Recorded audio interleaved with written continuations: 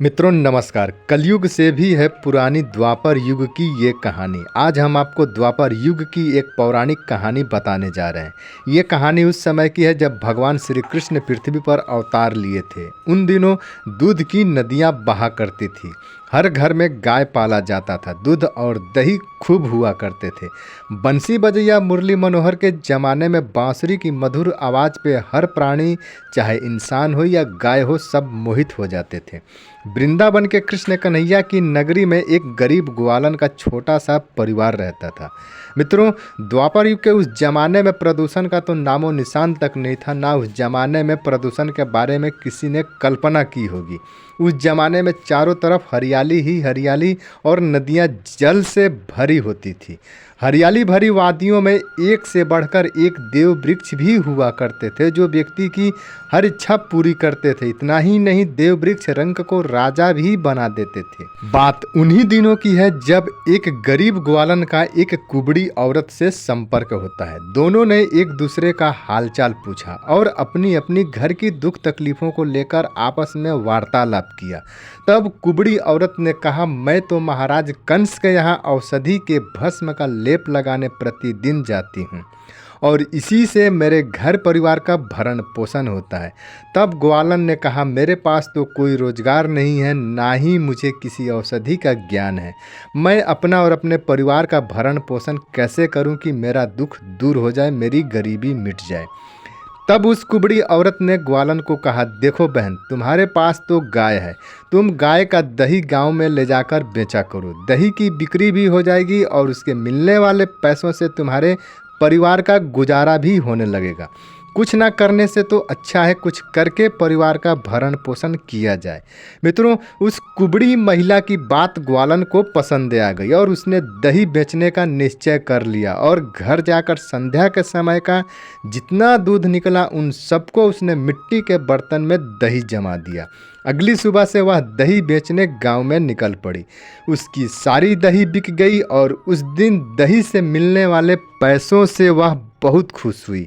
इस तरह से अब रोज रोज का दही जमाना और दही बेचकर पैसे कमाना, यह सिलसिला चलने लगा। गरीब ग्वालन दिल की नेक और ईमानदार स्त्री थी। दही खरीदने वालों को हमेशा दही ज्यादा दे दिया करती थी। मित्रों, गांव के जिस रास्ते से वह सिर पे अपने दही का मटका रखकर बेचने जाती थी, वह रास्ता पगडंडी वाला रास्ता था, यानी पैदल चलकर जाने वाला रास्ता था और उस रास्ते में कई सारे देव वृक्ष थे। किंतु उस ग्वालन को उन देव वृक्ष के बारे में कुछ भी पता नहीं था। एक दिन की बात है, हर रोज की तरह वह ग्वालन अपने सिर पर दही का मटका रखकर जा रही थी और मन ही मन कह रही थी कि काश मेरे पास 2-4 गाय और रहती तो मेरे पास ज़्यादा दूध और ज़्यादा दही होता, तो मैं उन सब दूध दही की बिक्री करके जल्दी अमीर हो जाती और मेरी गरीबी शीघ्र मिट जाती। इतनी सी बात कहते हुए वह देव वृक्ष के नीचे से जा रही थी कि उस देव वृक्ष की डाली से एक फूल उसकी दही में जा गिरा और इस बात का ग्वालन को पता तक नहीं चल पाया। अब वह ग्वालन दही लेकर नज़दीक के गांव में पहुंची। उसने उस दही में से कई सारे लोगों को दही बेचा और आगे बढ़ गई। आगे बढ़कर फिर कुछ लोगों को उसने दही बेचने के लिए एक जगह पर रुक गई और वहां जब उसने दही का मटका देखा तो वह दंग रह गई। उसे अपना दही देखकर आश्चर्य हुआ। उसने देखा कि उसका दही ज्यों का त्यों है। जितनी दही वह घर से लेकर चली थी उतनी दही मटके में भरी पड़ी है। ग्वालन ने सोचा, ये कैसे हो सकता है। खैर छोड़ो, मेरा काम है दही बेचना, मुझे क्या, ज़्यादा दही होगा तो ज़्यादा पैसे मिलेंगे। ऐसा सोचकर वह दही बेचने लगी। इस तरह से उसने उस गांव में सब जगह घूम घूम कर दही बेचा और फिर उसने अपना दही देखा तो उसका दही ज्यों का त्यों जैसा का तैसा था, यानी उसके दही में रत्ती भर भी कमी नहीं आई थी। अब ग्वालन दूसरे गांव में दही बेचने के लिए चली गई और मन ही मन सोच भी रही है कि आज आखिर मैंने किसका मुंह देखा है कि मेरी दही खत्म नहीं हो रही है। चलो, मुझे क्या है, भगवान की कृपा से आज तो मैं अच्छा मुनाफा कमाऊंगी। ऐसा कहते हुए वह दूसरे गांव में प्रवेश करती है और उस गांव में भी दही बेचती है। पूरा गांव घूम घूम कर दही बेचती है। पूरा गांव खत्म हो गया, लेकिन उसका दही खत्म होना तो दूर की बात है, रत्ती भर भी दही में कमी नहीं आई। फिर उसने तीसरे चौथे गांव में दही बेचा। पैसों से उसका बटुआ भर गया। पैसा रखने का उसके पास जगह नहीं था और दही बेचते बेचते सुबह से शाम हो गई, किंतु दही रत्ती भर भी कम नहीं हुआ। अब ग्वालन घर लौटती है और रास्ते में सोच विचार मन ही मन करने लगती है कि हे प्रभु, यह कैसा चमत्कार है, ऐसा कैसे हो सकता है कि मेरा दही मेरे मटके में ज्यों का त्यों है। कहीं ऐसा तो नहीं मेरे दही के मटके में कोई जीन या भूत प्रेत घुस गया हो। आज तक तो ऐसा कभी भी किसी के साथ नहीं हुआ है, लेकिन मेरे साथ आज यह पहली बार हुआ है। हो ना हो इस दही में किसी न किसी जीन या प्रेत की छाया समा गई है। ऐसा उस ग्वालन ने अपने मन में सोच विचार किया और रास्ते में उसने अपना मटका सिर से उतारकर दही को देखा तो उसकी दही ज्यों की त्यों भरी पड़ी थी। अब तो ग्वालन के मन में डर सा हो गया और उसने डर के मारे उस दही के मटके को वहीं सामने गेहूं की खेत में पटक कर घर दौड़ी भागी चली गई। मित्रों, कहानी अभी ख़त्म नहीं हुई। कहानी में जो सस्पेंस, जो रहस्य चल रहा है उस पे से अभी पर्दा उठना बाकी है। बने रहिए हमारे साथ, अब आगे की कहानी सुनाते हैं। तब तक वीडियो को एक लाइक ठोक दीजिए। मित्रों, अगले दिन गेहूं की कटाई करने के लिए गेहूं का खेत वाला अपनी पत्नी के साथ गेहूं काटने चला आता है और पति पत्नी दोनों मिलकर गेहूं काटने लगते हैं। गेहूं काटते काटते कट्ठा भर गेहूं काट देते हैं। तब सोचते हैं थोड़ा आराम कर लिया जाए, फिर काटा जाएगा। और जब पीछे मुड़ कर देखते हैं तो गेहूं ज्यों का त्यों खड़ा है और इन लोगों ने जो गेहूं को काटा था वह जमीन पे पड़ा है। इतना देखने के बाद पति पत्नी दोनों आश्चर्यचकित हो गए कि ये कैसे हो गया कि हमारी काटी गई गेहूं जमीन पे पड़ी है और खेतों में जो गेहूं है वह जैसे का तैसे खड़ा है। उन लोगों ने फिर से उसी गेहूं को काटा और गेहूं काट कर आगे बढ़ जाते। फिर पीछे मुड़कर जब देखते तो काटी गई गेहूं जमीन पर पड़ी है और खेत की गेहूं जैसे का तैसा फिर से खड़ा है।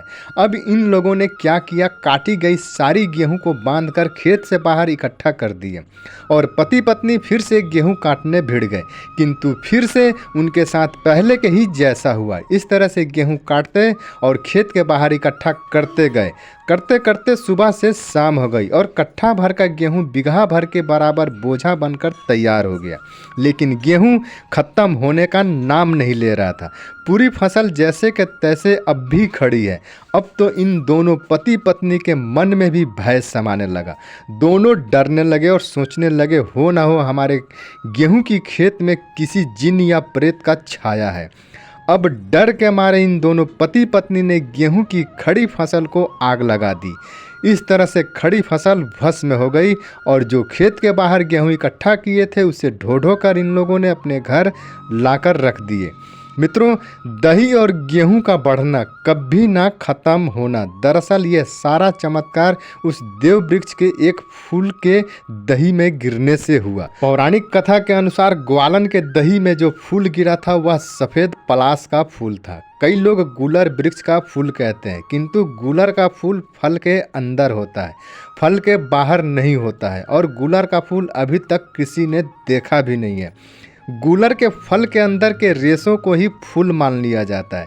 सफ़ेद पलाश का फूल गेहूं के सीजन में ही फूलता है और सफ़ेद पलाश का फूल दही के जैसा ही सफ़ेद होता है। यह दही में आसानी से घुल मिल जाता है और सफ़ेद पलाश को ही देव वृक्ष कहा जाता है। गूलर भी देव वृक्ष है, किंतु सफ़ेद पलाश का वृक्ष श्रेष्ठ है और हमारे प्राचीन ग्रंथों में हर जगह पलाश के वृक्ष की महिमा का, चमत्कार का वर्णन किया गया है। पलाश का वृक्ष ही एक ऐसा वृक्ष है जो कभी भी किसी भी चीज़ को घटने नहीं देता है। मित्रों, दरअसल यह सारी लीला भगवान श्री कृष्ण ने रचा था ताकि लोगों को देव वृक्षों की महिमा का पता चल सके कि भगवान की ही तरह देव वृक्ष भी रंक को राजा बना सकते हैं। इसलिए हमारे भारत भूमि में सभी देव वृक्षों की पूजा की जाती है। दुख रोने वाली ग्वालन को ऊपर वाले ने जब दिया तो छप्पड़ फाड़ कर धन दिया। यह पौराणिक कहानी आज भी कहीं सुनाई जाती है और लोगों को याद भी होगा। आपको यह कहानी पसंद आई हो तो एक लाइक अवश्य करिएगा। ऊपर वाला आपको भी छप्पड़ फाड़ कर धन देगा। देव वृक्षों का सम्मान करें, उनका रोपण करें। मिलते हैं आपसे अगले वीडियो में। जय श्री कृष्ण।